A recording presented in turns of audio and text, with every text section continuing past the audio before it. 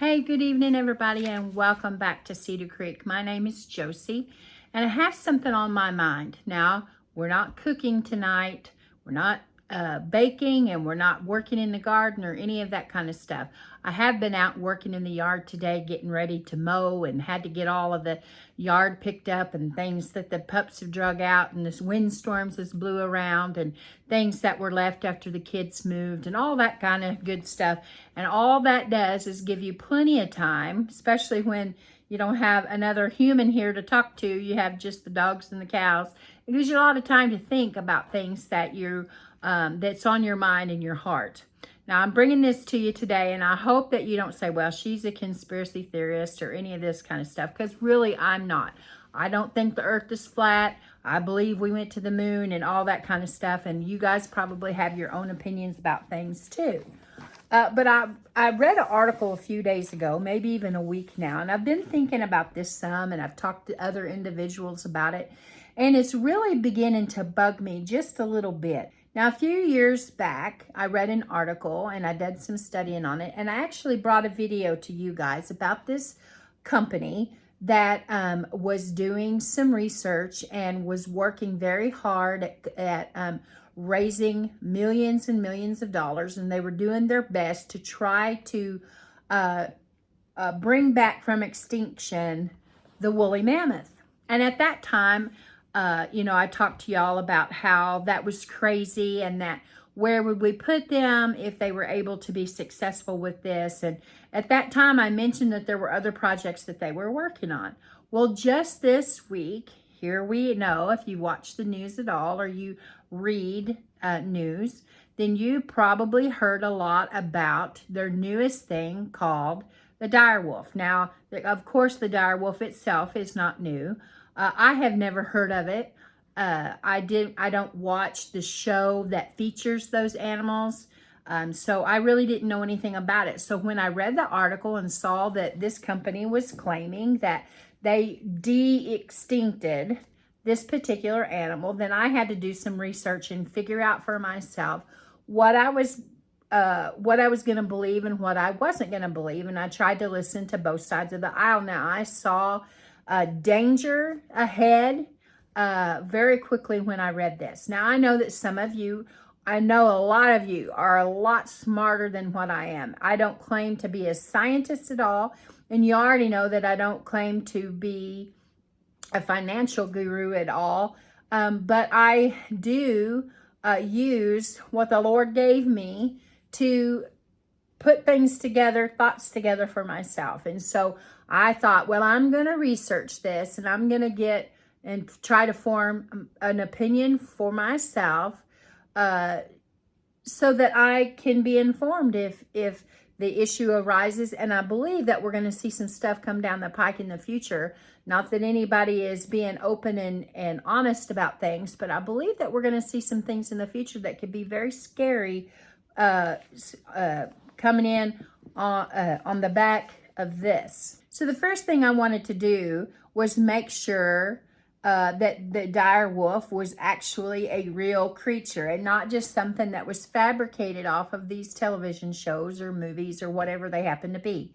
Now, they say that the dire wolf actually existed and that it has been thousands and thousands of years since they went extinct, over 10,000 years ago. Some say 13,000 years ago. But so I went on to do a little bit more digging and to see what I could find out about these things. So the first thing I wanted to know is, how big were these things? And they say that they were 25% larger than the modern day gray wolf. And so, of course, that led me down another path. I had to go see how big a modern gray wolf is. A modern gray wolf is 2 times bigger than a coyote or a German Shepherd dog. It can be, the male of this species can be from tip of nose to tip of tail, can be up to 6 foot. Well, after I figured out that those are going to be pretty large, or they were pretty large, the dire wolves, then I wanted to know what they ate. Well, we know they're carnivores like other dogs and wolves and other things that exist today. And their main food here in the Northern Hemisphere was bison and horses. And so they took down big game and they ate them. And if you figure they ran in packs, I'm sure we don't hear much about lone wolves. They ran in packs. And so that was their food source of the day.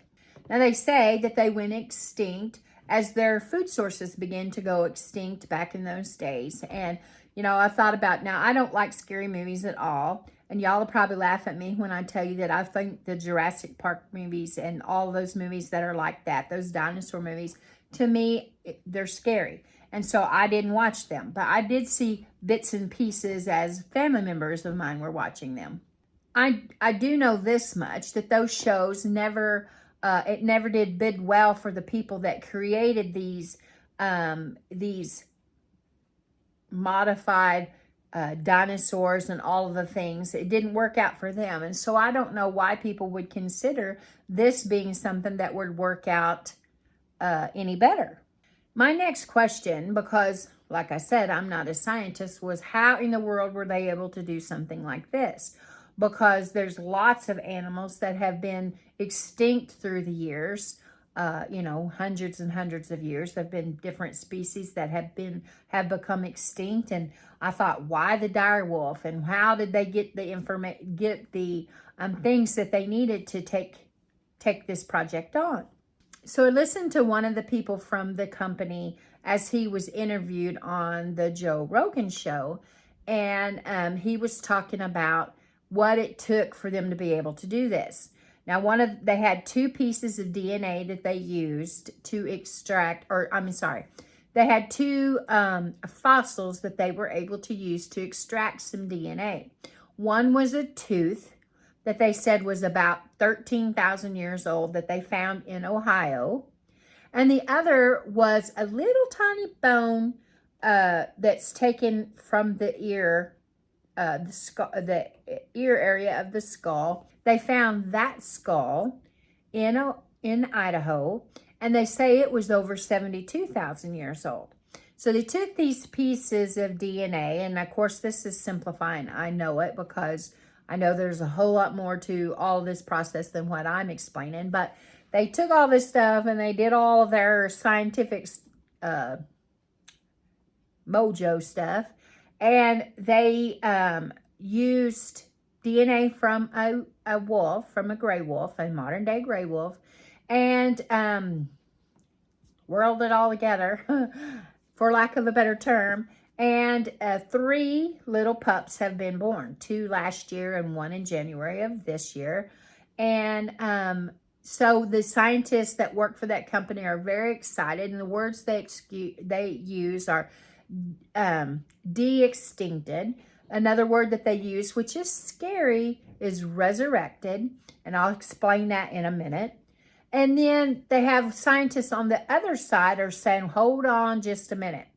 You didn't really recreate, you didn't really bring back the dire wolf from extinction. What you really did was you have a hybrid, so to speak, of the dire, you have a hybrid of the gray wolf that's going to have some of the characteristics of a dire wolf, but you did not resurrect the dire wolf. Now, to answer the scientists that are telling them that really what they have is just designer dogs or hybrid wolves, they're saying that they have functional versions of an extinct species, that they don't need to be 100% genetically identical. When I thought about that, what my average mind can grasp, and I thought, where could we possibly go wrong with this? What would be the problem with this? Now, the scientists that are saying, hey, you didn't really do this, they've got some other suggestions for how they can improve on this for animals that are on the endangered species list but are not extinct, how to make them stronger and keep them from actually becoming extinct. And I suppose that there are some benefits to studying animals and seeing if there's some way that they can fix them, that they wouldn't be as vulnerable to certain diseases or other things that might hamper them. But I do see a very, very dangerous practice coming down the pike. Now, you can call me a conspiracy theorist if you want to. The very first thing that I notice is the words that they're using. Resurrected. And that they de-extincted. And all of these terms like that. And some of them have even gone as far as to say that they are in part playing God. Well, that is a very dangerous and very irresponsible thing for them to throw about. Number one, we know that no one replaces the Lord, and they are taking this into their hands and saying, we've done this, we did this, we've resurrected this. And we know that the Lord is definitely the only one that is the resurrector. Just because they can, does that really mean they should? Just because they were able to take these processes and all of these things and the test tubes and all the other things that were involved in that, just because they were able to do that, does it mean that they should? Is there ethics behind it? Are there questions of safety and where they're going to keep these little animals? I bet you that you'll be surprised with the next thing I'm going to tell you. So that question came up. What are they going to do? Well, right now, these little pups are in an undisclosed location. Now, they say that the Animal Society is looking out over them and making sure that there's not any harm or anything like that happening to them.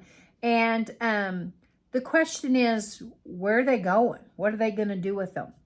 And the company has actually talked about, or some have talked about, creating more of these little wolves. Now, I'm assuming, I don't know that they're talking about letting them grow up and having a breeding program and all of that kind of stuff. I think they actually mean recreating how they just did these 3 little pups, recreating them again.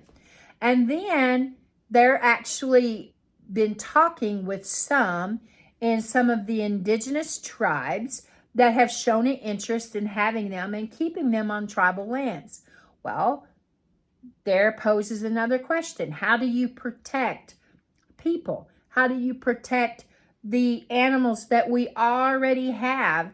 And you're going to introduce something in to the ecosystem and something that all of these little animals haven't experienced, having predators like these. And now all of a sudden something else is getting thrown in there. It begs to differ. What could go wrong? What could go wrong? Well, again, we have little pups that have been designed, that have been altered, that have been genetically modified. We don't know for sure. Think about the things that have been created down through time that different ones have created and have come up with. And it took a while for things to come out that weren't ideal, things that caused an issue, caused a problem. And they really can't answer that question yet. What could be the harm? Where's the harm in these little pups? But the very biggest thing that I wanted you guys to think about is, where does this end? Is there a line that they cross? Is there somewhere where they say, okay, we've got the wolves and we are working on the woolly mammoth and we're doing some other things trying to work on, but we're not going to do anything else. We're going to stop. See, I don't think that, I think that there are some that will push it just as far as they possibly can.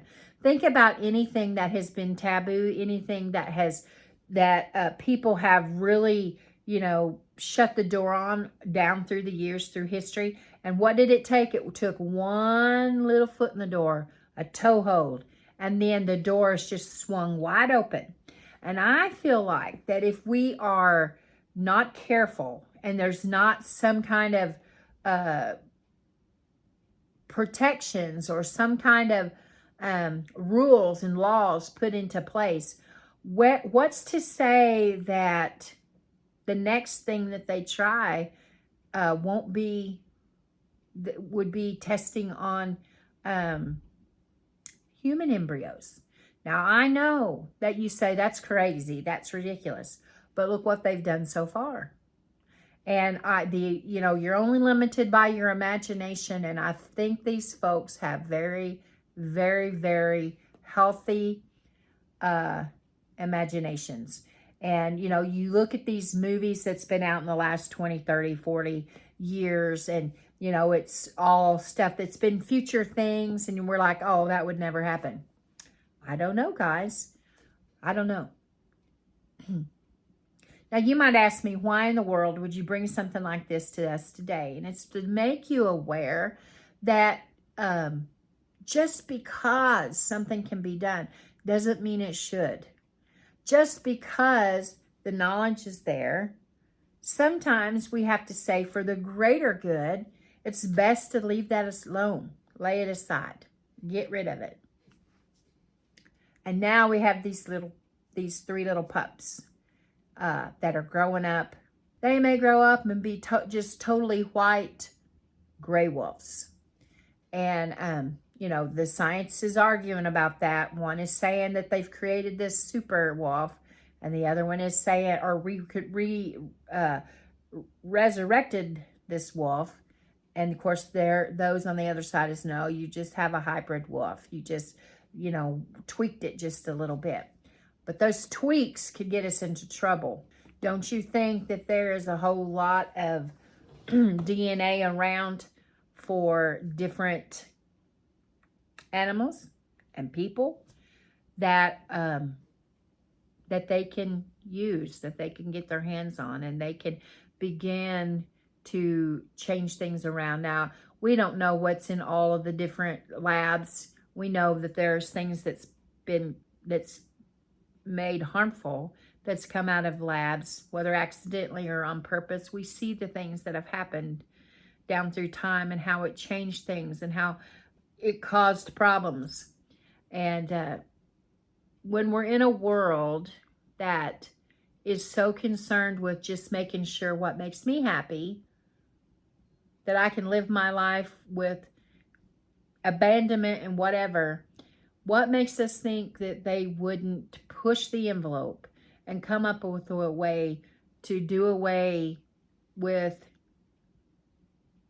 things that aren't deemed necessary or wanted, or